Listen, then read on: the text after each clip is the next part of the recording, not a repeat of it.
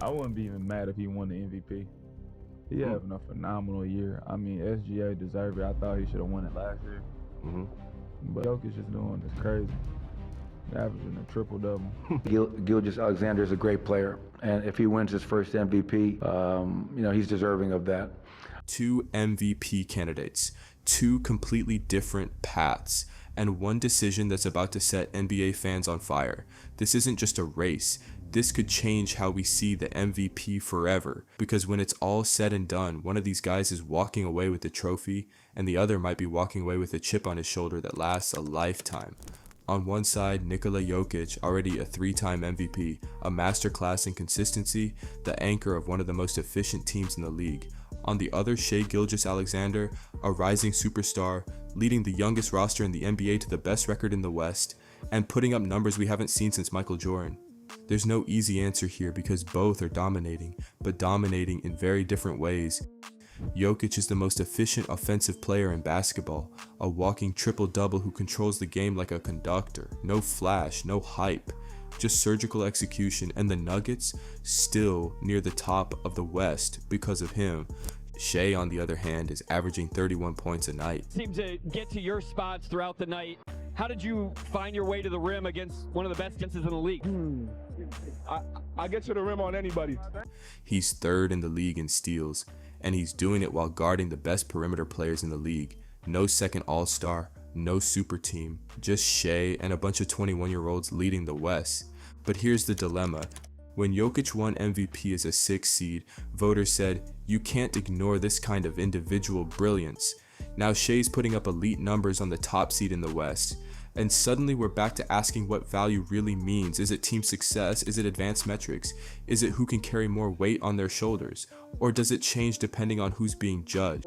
I mean, so you know what would be dope? To get the criteria of what, you know what I'm saying? Just to hear, because only 2 players in NBA history have averaged 30 plus points, 2 plus steals, and shot over 54% from the field in a season.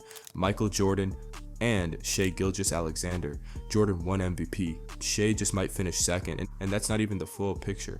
According to Sports Illustrated, Shai is also one of just a handful of players to score 30 or more points in 35 plus games this season while shooting over 55% from the field. That list: LeBron James, Kevin Durant, Steph Curry, Shai, no flukes, just consistent historic level dominance.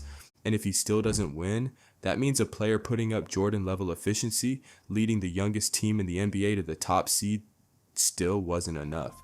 If that doesn't get you MVP, what does? But let's be clear, Jokic's case is real. He's once again putting up video game numbers. He leads the NBA in multiple advanced metrics. And every time Denver needs a bailout, he's the one making the play.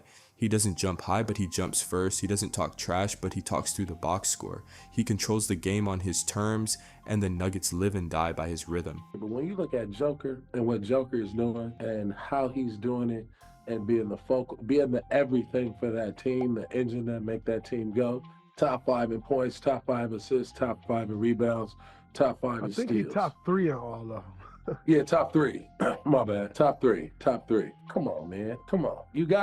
I gotta say something. You tell a man who's he's top 3 in scoring. Not hands down.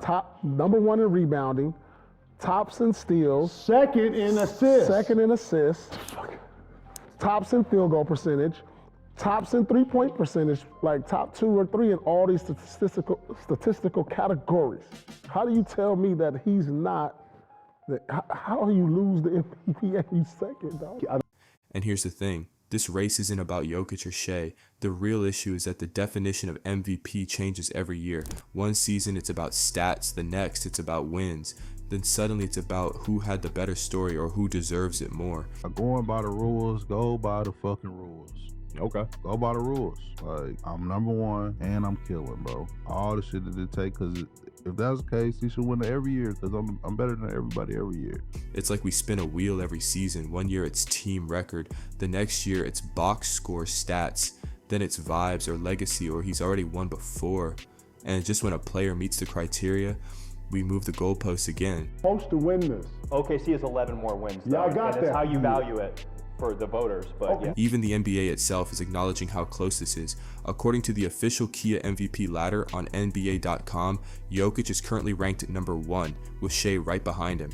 They called it one of the tightest MVP battles in years, and they're not wrong. This isn't speculation anymore. This is the league saying both players have a real case, and even Jokic isn't trying to own the spotlight. In an interview with Sports Illustrated, he openly praised Shai, saying he's playing amazing basketball and absolutely deserves to be in the conversation. I'm really, I cannot control it. I think I'm playing the best. I would say I think playing the best basketball of my life. So if that's enough, it's enough. If not, the guy deserves it. He's really amazing. No politics, no posturing, just respect. But here's where the stakes get uncomfortable. If Shai wins, some will say it's about freshness, that the league wanted a new face, that Jokic was overlooked because we're used to his greatness. If Jokic wins, others will say the award has become too calculated, that it's more about spreadsheets than soul, that advanced stats are being prioritized over impact, leadership, or narrative. And this isn't just about 2025. This MVP decision will shape how we look at the award going forward. Do we reward the guy who's been elite for 5 straight years, or the one who just had a historic leap and changed everything for his team? Both answers are valid, and that's why this decision is so hard, because when one player is rewriting history and the other is the standard, how do you compare them? If Jokic wins, fans will say it's a math trophy. If Shai wins, they'll say it's a narrative pick. But the real problem, there's no way to win when the rules aren't the same for everyone. So I'll ask you, who's your MVP, Jokic or Shai? Mad if Joker winning. I'm not gonna be mad. I'm gonna be like, I'm gonna say if he loses, I'm gonna be like, wow. Because no matter what happens, this debate isn't ending anytime soon.